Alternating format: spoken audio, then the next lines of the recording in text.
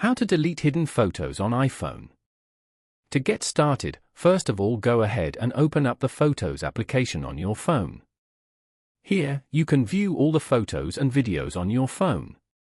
Now, scroll all the way down until you reach the Utilities section at the bottom. Tap on Utilities, and within Utilities, tap on the Hidden album to view the hidden photos. You will require Face ID or a passcode to view this album.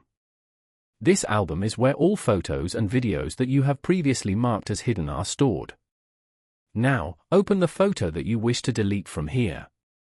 Then, go to the bottom right corner and tap on the delete icon as shown. After that, just tap on Delete Photo to confirm your action. The photo has now been successfully deleted. Following these steps, you can easily delete hidden photos on an iPhone. Thank you for watching. Please leave a like if this tutorial helped you, or leave a comment below if you have any questions related to the video.